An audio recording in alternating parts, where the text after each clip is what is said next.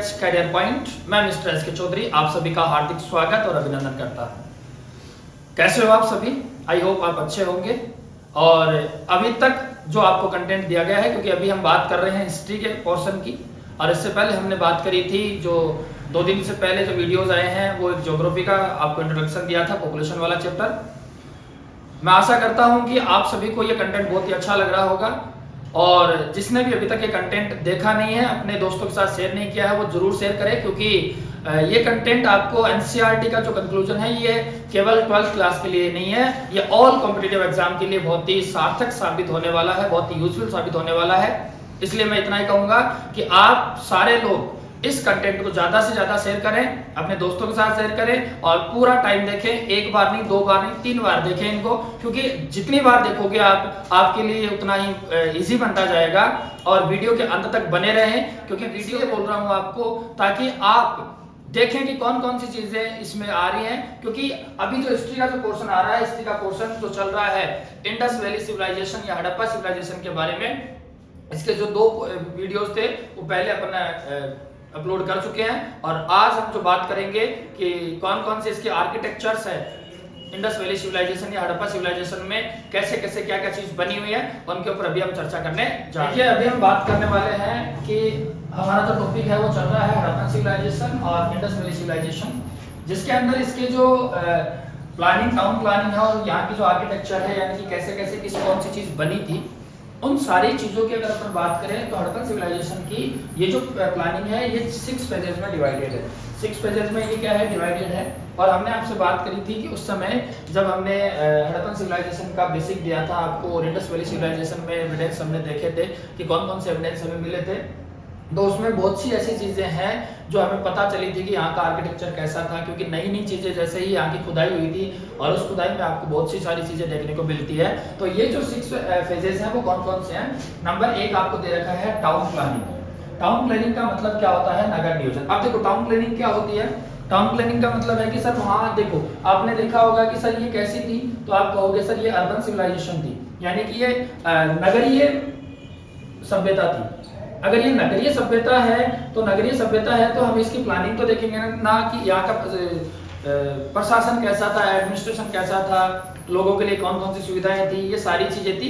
तो इन सारी चीजों में देखा जाए तो सबसे पहले वहां पे हम बात करेंगे, जो बात करने वाले हैं वो नगर नियोजन की बात करने वाले हैं। दूसरी कि इस सभ्यता के अंदर जो एविडेंस मिले थे, उस एविडेंस में भवन कैसे बने हुए थे, यानी कि जो इनके हाउसेस थे वो हाउसेस कौन सी स्ट्रक्चर में बने हुए थे, कौन सी उसके अंदर टेक्नोलॉजी यूज की गई थी, इसके ऊपर हम चर्चा करेंगे। और इसके बाद हम बात करते हैं कि तीसरा जो टॉपिक आता है वो आता है पब्लिक बिल्डिंग का।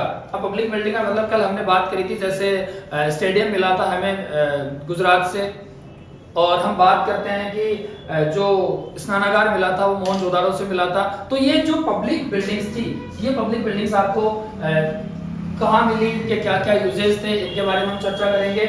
और जो स्पेशियस बाथरूम है, यानी जो विशाल स्नानागार है, आपने देखा होगा कि इंडस वैली सिविलाइजेशन में सबसे ज्यादा इंपॉर्टेंट जो माना जाता है वो मोहनजोदाड़ो माना जाता है। मोहनजोदाड़ो में बहुत बड़ा बाथरूम आपको नजर आता है, बहुत खुले में जो चीज है वो चीज आपको इसमें क्या आती है, नजर आती है। फिर हम बात करते हैं ग्रेनरी, और ग्रेनरी का मतलब है अन्नागार।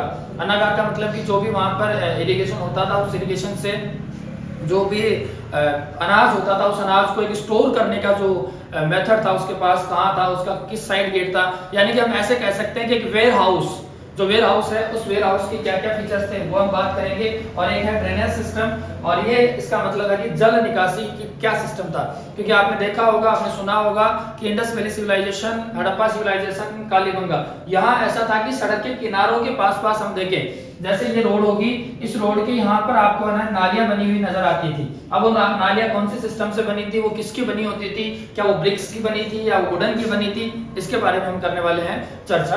तो हम एक एक टॉपिक को हम क्या करने वाले हैं, अभी डिस्कस करने वाले हैं। देखो अब हम बात कर रहे हैं टाउन प्लानिंग, यानी कि हम बात करेंगे कि सर नगर नियोजन क्या था।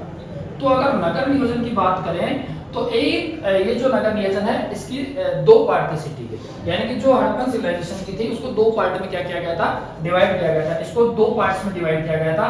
एक पार्ट का नाम था अपर पार्ट और एक का था लोअर पार्ट। देखो 2 पार्ट कैसे, अब नाम से पता चल रहा है, एक तो होगा ऊपरी हिस्से में, दूसरा होगा निचले हिस्से में। यानी कि अपर पार्ट का जो पार्ट था वो था, अगर आप बात करें इसका, तो ये जो हिली रीजन्स है, हिली एरिया जो भी था, उस हिली एरियाज के अंदर अपर पार्ट देखने को मिलता है। और अपर पार्ट के दो नाम और देखने को मिलता है आपको, एक बोला जाता है फोर्ट और दूसरा बोला जाता है सिथेडल। देखो फोर्ट का मतलब किला, अब आपने देखे होंगे कि किले हैं कहाँ पे, मैक्सिमम किले आपको ऊपरी साइड में देखने को मिलते हैं। और सिथेडल का मतलब क्या है, इसका जो मतलब निकलता है वो अगर अपन देखा जाए तो पर्टिकुलर एज एडमिनिस्ट्रेशन के आधार पर इसको देखा जाता है।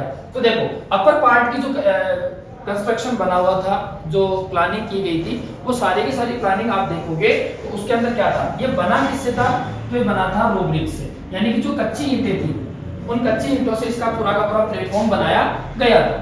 और पूरा का पूरा प्लेटफॉर्म कच्ची ईंटों से बनाया गया था। और इसके चारों तरफ आप देखोगे, क्योंकि ये जो फोर्ट था इसके चारों तरफ आप देखोगे तो दीवार थी, वॉल्स नजर आते हैं आपको।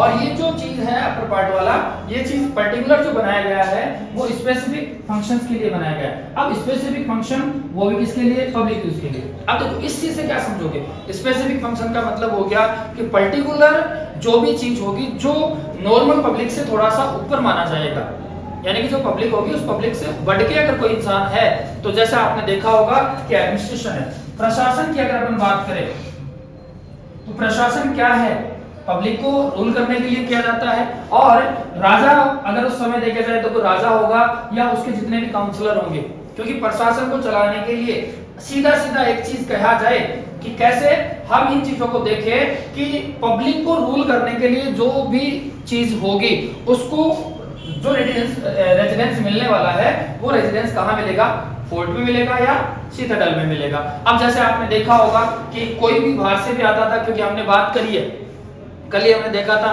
कि मेसोपोटामिया से हमें जो 5 सिलेंड्रिक सील्स मिली हैं, जो बेलनाकार मोहरें मिली हैं, उनसे पता चलता है कि ट्रेड बाहर से था। अब ट्रेडिंग होगी तो कोई ना कोई आएगा तो उसको कहाँ रोका जाएगा, उसको रोका जाएगा अपर पार्ट में। हम बात करते हैं इसका दूसरा जो है वो है लोअर पार्ट, यानी कि निचला शहर या निचला शहर।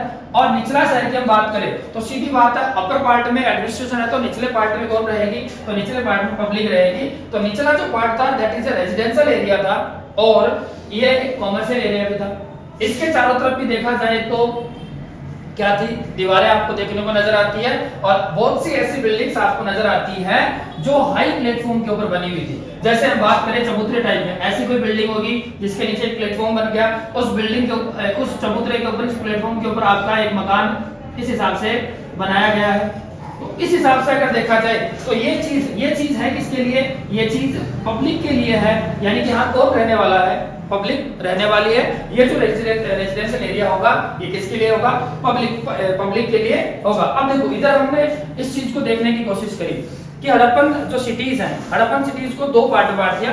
ये पार्ट आप देखोगे तो ये पार्ट आपको हिली पार्ट नजर आ रहा है और ऊपरी पार्ट है, और ये पार्ट देखोगे तो आप लोअर पार्ट में देखने को मिलता है। अब देखो अपर पार्ट में मैंने कहा कौन रहेगा, यानी कि हाँ जो एडमिनिस्ट्रेशन है जो इसको रूल करेगा वो रहेगा, और लोअर पार्ट में कौन रहेगा, पब्लिक रहेगा। अब इसके पीछे जो कारण है वो कारण क्या है कि सर अपर पार्ट में एडमिनिस्ट्रेशन ऊपर क्यों रहना चाहता था, तो इसके दो मेन कारण है।